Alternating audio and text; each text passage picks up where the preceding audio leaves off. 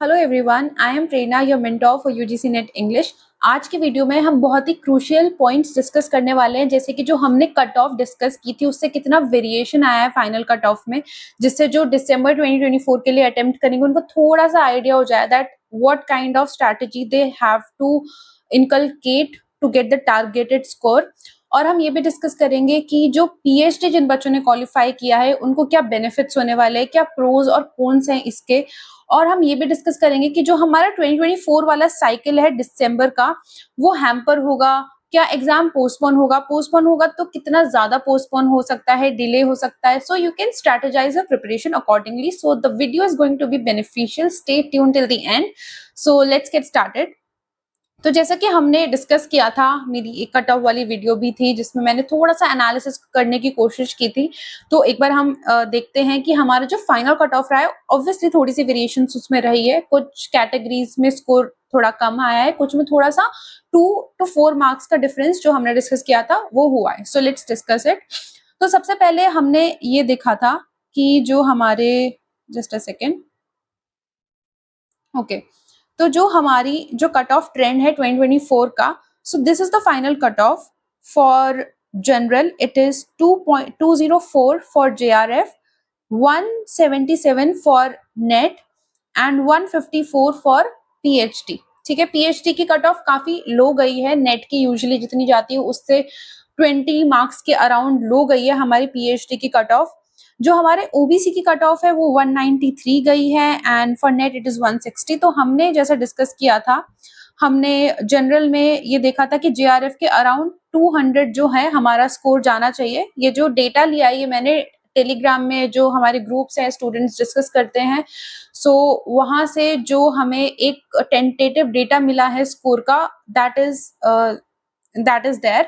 तो इस डेटा को देख के हम थोड़ा सा आइडिया लगा सकते हैं that how we have to prepare for the next cycle of UGC NET English literature examination.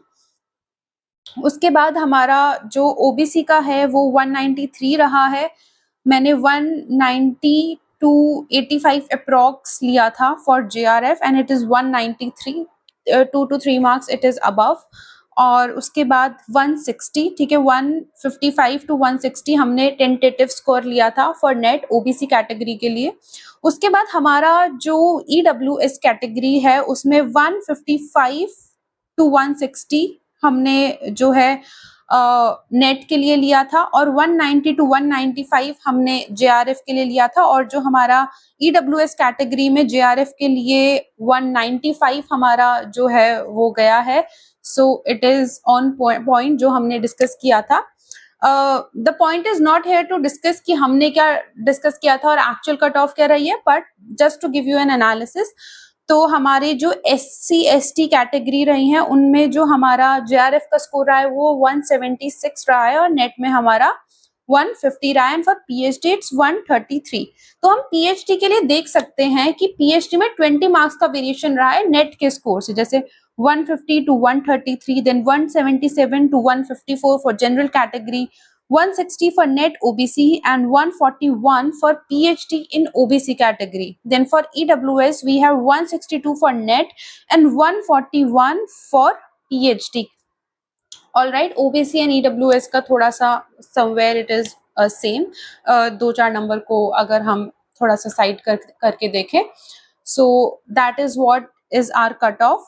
उसके बाद हम एक बार पीएचडी की जो कट ऑफ है, ये जो ऑफिशियल हमारी पीडीएफ आई उसमें परसेंटाइल में दिया गया है। ये परसेंटाइल में इसलिए दिया है क्योंकि नॉर्मलाइजेशन हो जाता है जब भी हमारे 2 शिफ्ट में कोई भी एग्जामिनेशन होता है, तो जो हमारा रिजल्ट है वो परसेंटाइल में आता है। ठीक है, तो हमारा जो, अगर हम परसेंटाइल में भी देखें तो नेट से हमें 97 से 87, तो 10 परसेंटाइल जो है वो लेस हो गया है हमारा। जब हम पीएचडी का स्कोर देखते हैं देन फॉर ओबीसी इट्स 91 से सीधा 76 परसेंटाइल पे आपका पीएचडी क्वालिफाई हो रहा है। उसके बाद हमारा ईडब्ल्यूएस में 92 से सीधा 74 पे पीएचडी हमारा क्वालिफाई होता है। पीएचडी की कट ऑफ काफी लो गई है, तो जितनी भी यूनिवर्सिटीज है, जो भी बच्चों ने पीएचडी के लिए क्वालिफाई किया है, you need not give the PhD entrance of specific university. आपको स्पेसिफिक यूनिवर्सिटी का एंट्रेंस देने की जरूरत नहीं है। अब आप किसी भी यूनिवर्सिटी में डायरेक्ट इंटरव्यू के लिए अप्लाई कर सकते हैं and you can get PhD 1 साल के लिए। इसकी जो वैलिडिटी है वो 1 ईयर के लिए है, ओके। फॉर 1 ईयर इसकी जो वैलिडिटी है। फिर हम एससी का देखें तो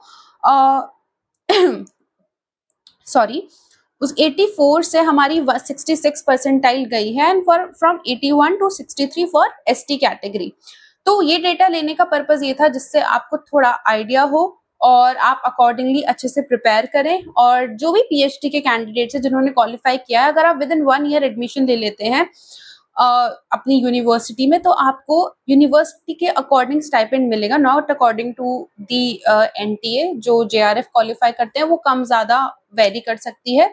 तो जो पीएचडी जिन्होंने क्वालिफाई किया उनको ये बेनिफिट है। इसके कॉन्स क्या है कि आपको दोबारा से आप असिस्टेंट प्रोफेसरशिप के लिए इसमें एप्लीकेबल नहीं होते हैं, क्योंकि आपको दोबारा से ये एग्जाम देना पड़ेगा if you want to go for assistant professor job. तो जॉब के लिए जो है ये पीएचडी नहीं है, ठीक है।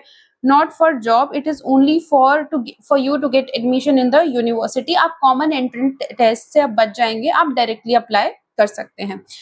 लेकिन मेरा ये पर्सनल सजेशन है कि जिन्होंने भी इसके लिए क्वालिफाई कर लिया है, that means you are on a right track, ठीक है। You are on a right track, so you should definitely apply for December 2024 और आप एक अच्छे स्कोर के साथ आप 50 डेज की स्ट्रैटेजी बना के अपने स्कोर को एनहांस कर सकते हैं। It is like 15 to 20 marks margin and you can easily crack it if you genuinely put your efforts.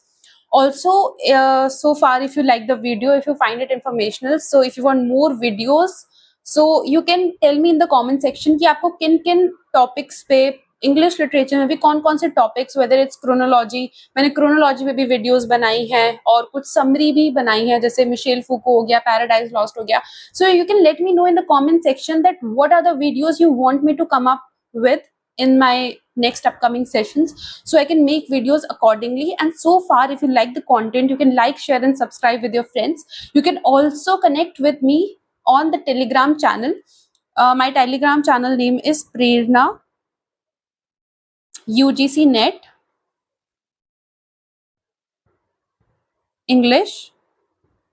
आप यहाँ पे कनेक्ट हो सकते हैं। यहाँ पे जो भी मैं कंटेंट पढ़ाऊंगी आपको, जो भी मेरे पर्सनल नोट्स होंगे जिनसे मैंने नेट क्वालिफाई किया था, उनकी पीडीएफ्स होंगी, तो हम वहाँ पे एज अ कम्युनिटी एक दूसरे की हेल्प कर सकते हैं, कनेक्ट कर सकते हैं। और जो भी हैक्स हैं एग्जामिनेशन को क्रैक करने के लिए, मैंने जैसे फर्स्ट अटेम्प्ट में क्रैक किया था, so we will discuss all of it, okay. So let's share with your friends and make it more engaging and do write down in the comment section what changes you would want me to make in the videos. If there are any changes, I am flexible to make, and if you want me to come up with any specific topic, so let me know in the comment section. So yeah, moving further, then when will December 2024 exam happen? हमारा December 2024 का exam कब होगा? ये भी एक बहुत ही hot topic हो चुका है स्टूडेंट्स के लिए, जिनको अपने स्कोर को इम्प्रूव करना है, जिन्होंने नेट दिया वो जेआरएफ के लिए जाना चाहते हैं, जिन्होंने पीएचडी के लिए किया है।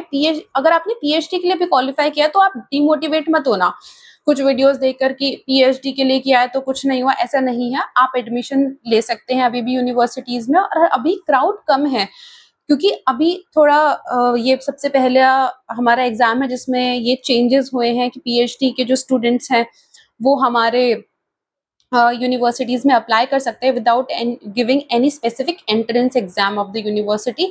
तो क्राउड कम है तो आप अप्लाई करेंगे, so there are good chances. अगर आप प्रपोजल अच्छा बनाते हैं तो आपको एडमिशन मिलेगा। उसके बाद अगर पीएचडी कर लिया है तो आपका जो मार्जिन है वो बहुत ज्यादा नहीं है, तो आप इजीली एग्जाम क्रैक कर सकते हैं, ठीक है। हम एक सीरीज भी लेकर आएंगे क्रैश कोर्स की, जहां पे फ्री ऑफ कॉस्ट यूट्यूब पे वीडियोस आएंगी फॉर दिसंबर 2024। और जहां तक कि एग्जामिनेशन का सवाल है कि हमारा एग्जाम कब होगा, तो हमारा जो दिसंबर 2024 का एग्जामिनेशन है, high chances, okay, high chances कि ये दिसंबर एंड में हमारा कंडक्ट करा दे, ठीक है। तो हमें कितने डेज मिल जाएंगे अक्टूबर को? तो आप यही समझ लो कि अक्टूबर तो ऑलमोस्ट खत्म हो चुका है, क्योंकि अब फेस्टिवल्स भी आ रहे हैं, people will be busy, students will get busy. लेकिन कुछ स्टूडेंट जो स्टूडियस हैं वो इस टाइम का अच्छे से अगर यूटिलाइजेशन करें तो बहुत आगे निकल सकते हैं बाकी बच्चों से। Competition is all about getting ahead of others. तो इस टाइम का भी आप बहुत ज्यादा वेस्टेज ना करें, 1-2 दिन जो फेस्टिवल्स हैं उनको एंजॉय करके get back to your studies, ठीक है, get back to your studies, अपनी पढ़ाई शुरू कर दें क्योंकि आपके चांसेस बहुत ज्यादा हो जाएंगे। एग्जाम हमारा दिसंबर एंड से समवेयर जनवरी के फर्स्ट वीक तक जा सकता है, ठीक है।